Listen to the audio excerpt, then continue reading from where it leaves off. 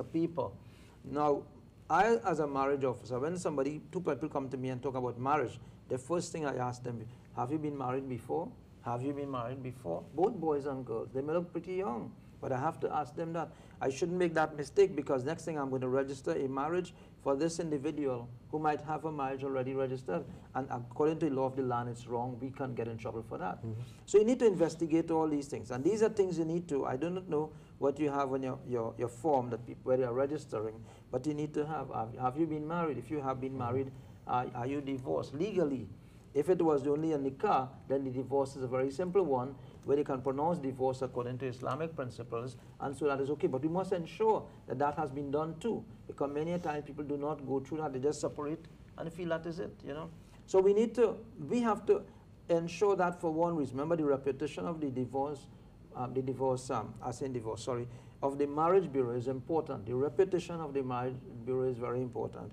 So the marriage bureau has to ensure that whatsoever it is doing, that we are safeguarding ourselves and safeguarding the people too, getting involved in the marriage from any sort of problems later on. So we have to investigate all this.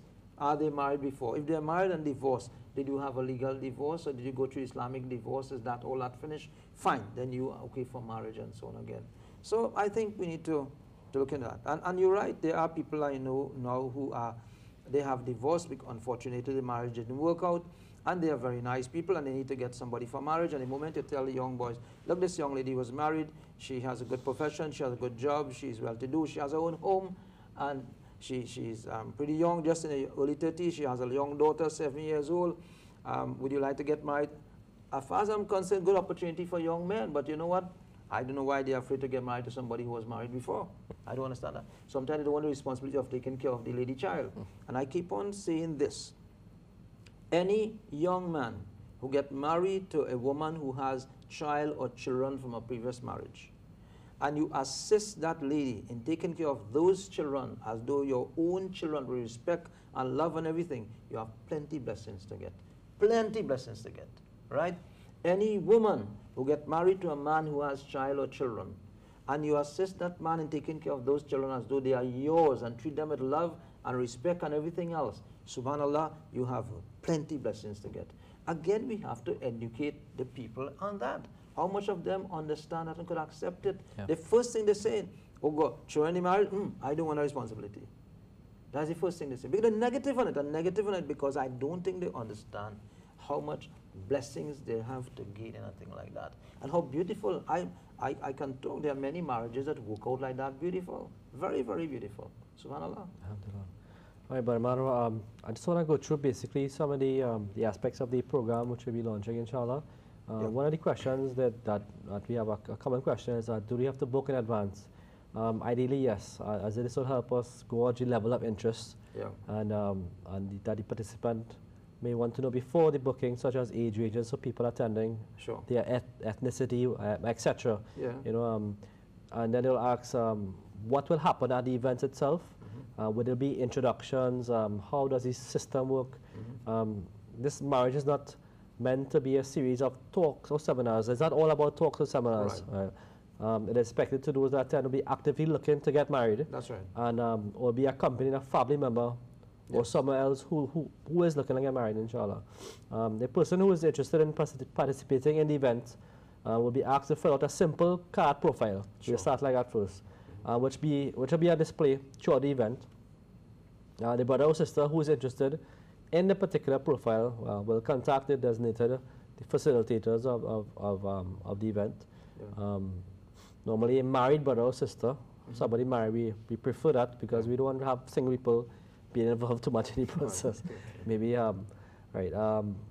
similarly, if someone would like to inquire about a person whom their parents have noticed during the event, they will be also able to contact one of those profile facilitators and take things from there. Right. So it's not that only the person who comes there will be looking for them. Maybe the parents can also have have an eye out. Of course. You know, see what they would prefer for their child, and also there's a lot of people who are working now, right? And maybe I'm not sure if this particular aspect of work, if they have to state exactly what field of work they're in. Is that really needed? It helps. It helps because some people prefer some profession, they don't like people in some profession for some reason and so on, especially if they are married before and they divorce.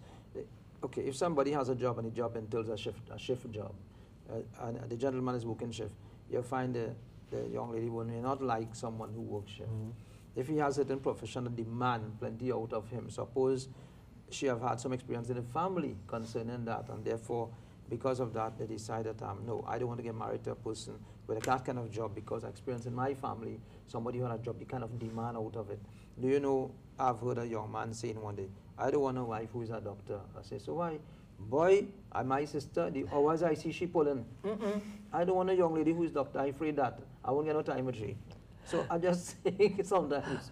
I hope my wife not watching this program. Sorry about that. I didn't mean that. She probably think I put you up to this. I did not. I'm sorry I went there. I don't know why I went there.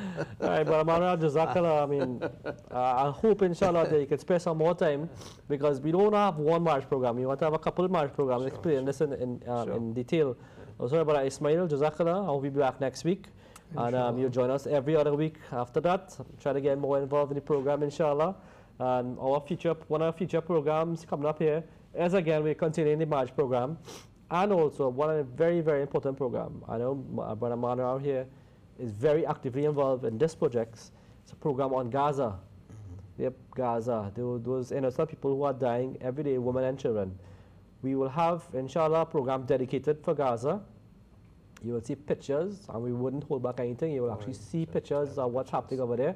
Pictures that other news networks would not show you. Right? We will show you the real things that are happening in Gaza right now, that the Zionists are doing to the Muslims over there. You will see footage from the Jewish perspective, where they actually say that those Israelis are not Jews, they are Zionists. It's a difference between Zionists and Jews, inshallah. So that's going to be a very comprehensive program, inshallah. Look forward for it. I'm not sure if it's going to be next week or the week after, but please stay tuned. Again, we are here every Friday at 6 p.m. and we're just out of time now. So inshallah, join us again next time. And Jazakallah to the guys who came here on the panel. And I'll see you guys next week, inshallah. Assalamu alaikum wa rahmatullahi wa barakatuh.